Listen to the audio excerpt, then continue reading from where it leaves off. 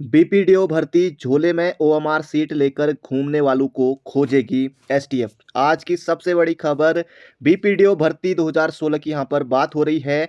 झोले में OMR sheet लेकर घूमने वालों को खोजेगी एसटीएफ। 2016 में हुई बीपीडीओ भर्ती में विजिलेंस ने केस दर्ज तो किया था, लेकिन आगे नहीं बढ़ पाई थी जांच। 196 पदों पर भर्ती की परीक्षा कराई गई थी। उत्तराखंड अधीनस्थ सेवा चयन आयोग की वर्ष 2016 में ग्राम पंचायत विकास अधिकारी बीपीडीओ भर्ती मामले में झोले में ओएमआर सीट लेकर घूमने वालों की अब एसटीएफ तलाश करेगी। जब इस परीक्षा में गड़बड़ी हुई थी तब यह चर्चा आम थी। आयोग के ही कुछ अधिकारी ओएमआर को झोले में लेकर घूमते हैं। गजब। दरअसल आयोग ने 6 मार्च 2016 को बीपीडीओ के 196 पदों पर भर्ती की परीक्षा कराई थी। इसका परिणाम उसी साल 26 मार्च को जारी किया गया। इतनी जल्दी? इस भर्ती में आरोप लगे थे कि ओएमआर सीट में 2 सप्ताह तक किसी गुप्त स्थान पर रखकर छेड़छाड़ की गई। इसके बाद रिजल्ट जारी किया गया। तभी यह भी चर्चा आम थी कि आयोग के कुछ अधिकारी अपने झोले में ओएमआर सीट लेकर घूमते थे। जहां ओएमआर सीट के मूल्यांकन को स्कैनिंग होती थी, वहां कोई सीसीटीवी भी नहीं लगा था। मामले में विजिलेंस ने मुकदमा तो दर्ज किया, लेकिन झोले वाले अधिकारियों तक नहीं पहुंच पाई थी। हरीश ने बैठाई थी जांच और त्रिवेंद्र ने दर्ज कराया था केस। बीपीडीओ भर्ती में तमाम संगीन आरोप लगे थे। 2 सगे भाई टॉपर बन गए। उधम सिंह नगर के एक ही गांव के 20 से ज्यादा युवाओं का चयन हो गया था। तत्कालीन हरीश रावत सरकार ने इसकी उच्च स्तरीय जांच बैठाई थी। इसी दौरान अध्यक्ष आरबीएस रावत ने इस्तीफा दिया था। वर्ष 2017 में त्रिवेंद्र सरकार ने इस भर्ती को हाईकोर्ट के आदेश पर रद्द करते हुए इसकी जांच बैठाई थी। जांच के आधार पर विजिलेंस ने मुकदमा दर्ज किया था। बदनामी के डर से मैंने छोड़ा था आयोग, आरबीएस रावत। 2016 बीपीडीओ भर्ती की जांच का पूर्व अध्यक्ष आरबीएस रावत ने किया स्वागत। मेरी वन विभाग में अलग छवि थी। भर्तियों में बदनामी के डर से मैंने अधीनस्थ सेवा चयन आयोग के अध्यक्ष पद से इस्तीफा दे दिया था। ये कहना है आरबीएस रावत का। हमने टेंडर से किया था आरएमएस कंपनी का चयन। मुझे नहीं पता किसने ओएमआर में छेड़छाड़ की। ये कहना है आरबीएस रावत का। बहुत जल्दी ये भी सामने आएगा। देखने वाली बात होगी कि क्या हुआ था। साल 2016 में पास हुए 196 में से 2018 में 8 ही पास। अब देखिए दोस्तों, 2016 में भर्ती में 196 पद थे और उसमें से 2018 में जब 25 फरवरी को एग्जाम होता है तो केवल 8 अभ्यर्थी ही पास हो पाए, जो कि ईमानदार थे, जो अपनी मेहनत के दम पर हुए होंगे। हाईकोर्ट ने 1 दिसंबर 2017 को बीपीडीओ भर्ती को निरस्त कर दोबारा से लिखित परीक्षा कराने के आदेश दिए और आयोग ने 25 फरवरी 2018 को दूसरी बार परीक्षा कराई। यानी कि हाईकोर्ट के आदेश के बाद लगभग 2-2.5 महीने के भीतर, लगभग 3 महीने के भीतर दोबारा परीक्षा आयोजित हो गई थी। पूर्व में चयनित हुए उम्मीदवारों में से दूसरी परीक्षा में केवल 8 का ही चयन हुआ। ये घपले हो चुके हैं, स्पष्ट एसटीएफ करेगी जांच। ओएमआर सीट के साथ छेड़छाड़ की गई। 2 सगे भाई हो गए थे परीक्षा में पास। एक टॉपर ने हाई स्कूल से इंटर में जाने में लगाए थे 4 साल। गजब। 4 साल तो हाई स्कूल से इंटर पहुंचने में लगाया था और एग्जाम में टॉप कर गया।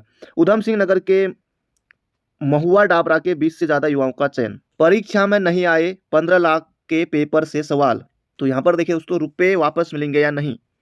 पेपर के लिए लाखों रुपए चुकाने के बावजूद परीक्षा में सफल नहीं हुए युवाओं को नौकरियां बेचने वालों ने पैसा लौटाया या नहीं, अब तक साफ नहीं हो सका है। यदि सौदागरों ने अब तक पैसा नहीं लौटाया है तो अब इसकी संभावना बेहद कम है, क्योंकि सौदागर अब कानून के शिकंजे में है। फिलहाल उनके जेल से बाहर निकलने की संभावना बेहद कम है, तो इनका पैसा डूब गया। रिजॉर्ट मालिकों से पूछताछ। तो रिजॉर्ट मालिकों से भी अब पूछताछ यहाँ पर हो रही है। 13 छात्रों को पास कराने के लिए 1,90,00,000 लिए। 13 छात्रों से, देखिए मात्र 13 छात्रों से 1,90,00,000। देखिए, UK triple SC paper leak मामले में एसटीएफ के हत्थे चढ़ा शशिकांत सातिर। उसने एक छात्र को पास कराने की एवज में 15 लाख रुपए लिए थे। शशिकांत ने पहली पाली का गलत प्रश्न पढ़ा दिया था। इस वजह से वो बच्चे जो नकलची थे वो पास नहीं हो पाए। इसके चलते सभी छात्र फेल हो गए। दूसरी पाली का प्रश्न पत्र सही निकला और 13 छात्र पास हो गए। इन छात्रों से उसने करीब 1,90,00,000 रुपए कमा लिए। 3 और भर्तियों की भी हो सकती है जांच। जेई भर्ती मामले में एसटीएफ ने जुटाई जानकारी। जांच के दौरान बहुत से तथ्य सामने आ रहे हैं। जो भी गड़बड़ियां सामने आ रही है उसी पर जांच की जा रही है। कई लोगों को गिरफ्तार किया जा चुका है। कई जगहों से इन तथ्यों के आधार पर जानकारियां मांगी गई है। जेल में अपर निजी सचिव बेटे से मिलकर लौटी मां की मौत। यूके ट्रिपल एससी भर्ती घोटाले में गिरफ्तार बेटे से जेल में मिलकर लौटी मां की घर पहुंचते ही हालत बिगड़ गई। परिजन अस्पताल। दोस्तों, ये इनके साथ बहुत बुरा हुआ, लेकिन इनके बेटे ने गलत किया था लेकिन इनके माताजी के साथ एक गलत हुआ, तो भगवान इनकी आत्मा को शांति दे। आगे बढ़ते हैं। पेपर बेचने वाला कंपनी का एक और कर्मचारी दबोचा, 70 लाख रुपए में बेचा था पेपर।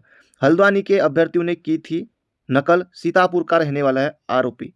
तो 70 लाख इसने भी बेचे थे, 70 लाख में। पेपर लीक मामले में एसटीएफ ने आरएमएस टेक्नो सॉल्यूशन का एक और कर्मचारी को गिरफ्तार किया है।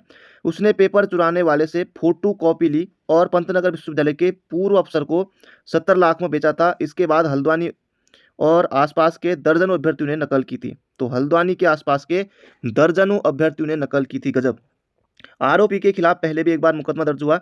एसटीएफ उसके आपराधिक इतिहास की जानकारी भी जुटा रही है। तो गौर से देखिए, नाम है इसका विपिन बिहारी। 100 से ज्यादा अभ्यर्थियों ने दर्ज कराए हैं बयान। एसएसपी ने बताया कि नकल करने वाले छात्रों को कई बार चेतावनी दी जा चुकी है। इसी क्रम में 100 अभ्यर्थियों ने एसएसपी कार्यालय में आकर बयान दर्ज कराया कि उन्होंने स्वीकारा है कि नकल के जरिए ही पास हुए हैं। ऐसे में 100 से अधिक इन अभ्यर्थियों को कानूनी प्रक्रिया में शामिल किया जा रहा है। संभावना है कि इसमें 200 से ज्यादा अधिक लोग शामिल हुए हैं। आयोग की प्रेस में छपा पहला पेपर हुआ लीक। अधीनस्थ सेवा चयन आयोग ने खुद की प्रेस में पहला पेपर छपाया, वहीं लीक हो गया। आयोग ने कोरोना काल में छोटी परीक्षाओं के लिए यह प्रिंटिंग प्रेस लगवाई थी। ये तो मुझे भी आज पता चल रहा है। कोरोना काल में आवाजाही की दिक्कतों को देखते हुए आयोग ने तत्कालीन अधिकारियों ने रायपुर में अपनी प्रिंटिंग प्रेस स्थापित की। आयोग के पूर्व सचिव संतोष बडोनी के मुताबिक यह प्रेस छोटी परीक्षाओं के लिए लगाई गई थी, क्योंकि इसकी क्षमता कम प्रश्न पत्र छापने की थी। बताया जा रहा है कि इस प्रेस में साल भर में केवल सचिवालय संवर्ग रक्षक भर्ती का पेपर छपा था, जिसमें करीब 10,000 उम्मीदवार शामिल होने थे।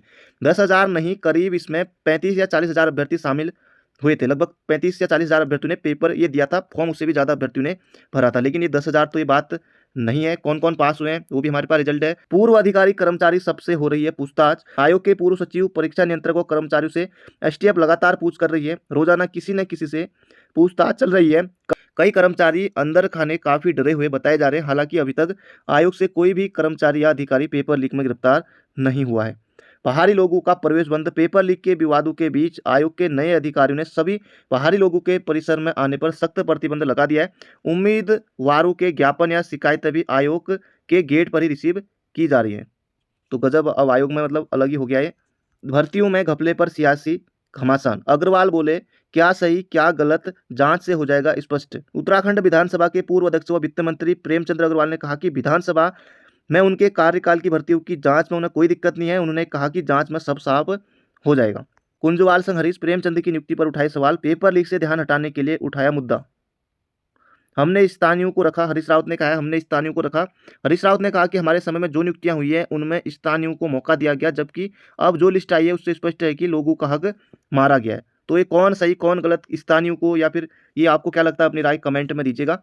बेटी को उत्तराखंड में नौकरी के लिए फॉर्म तक नहीं भरने दिया गोदयाल। धांधली के मुद्दे पर शहीद स्मारक पर रखा उपवास। एस राजू को उसी दिन इस्तीफा दे देना चाहिए था। भर्ती घोटाले से गरमाया पहाड़, सीबीआई जांच की मांग। उत्तराखंड क्रांति दल नेता बैठे भूख हड़ताल पर। राज्य आंदोलनकारियों, कांग्रेस प्रदेश उपाध्यक्ष भी हुए मुखर। जल निगम की 2005 की भर्ती भी विवादों में आ गई है। पेयजल निगम और जेई की भर्ती परीक्षा भी विवादों में है। निगम प्रबंधन ने राज्य की एजेंसियों को छोड़ पहले तो पंजाब विश्वविद्यालय से परीक्षा कराई। बड़ी संख्या में नियम विरुद्ध राज्य से बाहर के युवाओं का चयन कर लिया। इसमें आरक्षण मानकों का भी बड़े पैमाने पर अनदेखी की गई। पेयजल निगम में 2005 में असिस्टेंट इंजीनियर 70 और जूनियर इंजीनियर के 241 पदों पर पंजाब यूनिवर्सिटी से परीक्षा कराई। पंजाब यूनिवर्सिटी ने परीक्षा कराने के बाद लिस्ट जारी कर मेरिट लिस्ट मैनेजमेंट को सौंप दी। आरक्षण पर रोक के विरोध में सीएम आवास पहुंची महिलाएं। नौकरी में 30% आरक्षण है। सीएम आवास का घेराव का था कार्यक्रम। पुलिस महकमे में मची खलबली। प्रदर्शनकारियों को किया गिरफ्तार, बाद में किया रिहा। तो अब ये भी देखने वाली बात होगी इसमें क्या होता है महिलाओं का 30% आरक्षण को लेकर।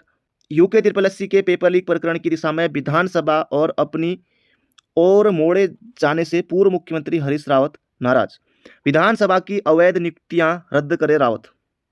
तो ये हरीश रावत का यहाँ पर बड़ा बयान है कि विधानसभा की अवैध नियुक्तियां रद्द करे रावत। अब ये देखने वाली बात होगी। रावत बोले, भर्ती घोटालों को छिपाने और भर्ती सिंडिकेट से ध्यान हटाने की कोशिश। कहा, मेरा एक भी रिश्तेदार ऐसा नहीं है जिसने मेरे प्रभाव से नौकरी मिली हो। आयोग की प्रेस में पहला पेपर छपा, वहीं लीक हो गया। ये भी आज बहुत से अभ्यर्थियों को पता चल रहा होगा कि सचिवालय रक्षक का पेपर ये आयोग में ही छपा। अब ये देखिए, त्रिवेंद्र राव जी भी आगे हैं यहाँ पर। दूसरे के घोटाले के बहाने खुद के काम को जायज नहीं ठहरा सकते त्रिवेंद्र। जो अभ्यर्थी पैसा देकर भर्ती होगा वह बाद में रिश्वत लेने का ही काम करेगा। फिर कहा, मैंने भर्ती आयोग के जरिए परीक्षा के जरिए करवाने को कहा था। ये कहना है त्रिवेंद्र रावत का। विधानसभा व अन्य विभागों में भर्तियों की सीबीआई जांच कराई जाए, ये कहना है कांग्रेस का। कुंजवाल का क्या कहना है दोस्तों? कुंजवाल देखिए यहाँ पर, मुख्यमंत्री ने भी अपने परिजनों को विधानसभा में नौकरी देने की सिफारिश की। पूर्व विधानसभा अध्यक्ष गोविंद सिंह कुंजवाल ने मुख्यमंत्री पुष्कर सिंह धामी से विधानसभा में राज्य गठन के बाद हुई नियुक्ति की उच्च स्तरीय जांच कराने का आग्रह किया है। उन्होंने कहा कि इसमें दूध का दूध पानी का पानी हो जाएगा। उन्होंने कहा कि उनके दौर में हुई नियुक्ति में से एक भी पैसे का लेन देन नहीं हुआ। सोमवार को मीडिया से कुंजवाल ने कहा कि विधानसभा की सेवा नियमावली में विधानसभा अध्यक्ष को नियुक्ति का अधिकार दिया गया है, लेकिन वो भी सिर्फ 6 माह तक के लिए ही नियुक्ति कर सकते हैं। वो दोस्तों केवल और केवल 6 माह तक के लिए नियुक्ति कर सकते हैं। अभी मैं आपको दिखाऊंगा, बने रहिए। इसी अधिकार के तहत नियुक्तियां की गई। सरकार को जिस भी एजेंसी पर विश्वास हो वह उसके जांच करा सकती है।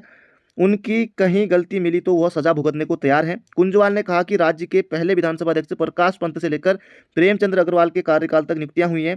यहां तक कि मुख्यमंत्री ने भी अपने परिवार के लोगों को विधानसभा में नियुक्ति देने की सिफारिश की। यह पर पार्टी राज्य बनने के बाद से ही चले आ रही है। उन्होंने कहा कि सरकार चाहे तो नियुक्तियों की उच्च स्तरीय जांच करा सकती है। अब ये देखिए दोस्तों, संविधान की धारा 16(1) के खिलाफ है तैनाती। स्पीकर कर सकते हैं महज 6 माह की नियुक्ति। मनमानी नियुक्तियां, पद के दुरुपयोग का मामला, अनुच्छेद 187(3) के खिलाफ है नियुक्तियां। अपनी राय दोस्तों कमेंट बॉक्स में जरूर दीजिए। देखिए जिसकी बात यहाँ पर कुंजवाल कर रहे हैं वो यहाँ पर साफ साफ दोस्तों मैंने आपको ये दिखा दिया है। ये कहीं पेपर लीक मुद्दे से ध्यान भटकाने की रियासत तो नहीं। हजारों युवाओं के भविष्य से जुड़े घपले पर कार्रवाई के बीच विधानसभा के मुद्दे को हवा। भाजपा और कांग्रेस दोनों दलों के कार्यकाल में विधानसभा में की गई मनमानी भर्तियां। दोस्तों ये थी आज की जानकारी। बाकी अपनी राय कमेंट बॉक्स में जरूर दीजिएगा। मिलते हैं बहुत जल्दी एक नई वीडियो में। वीडियो को ज़्यादा से ज़्यादा शेयर कीजिएगा। Thank you friend, thank you so much.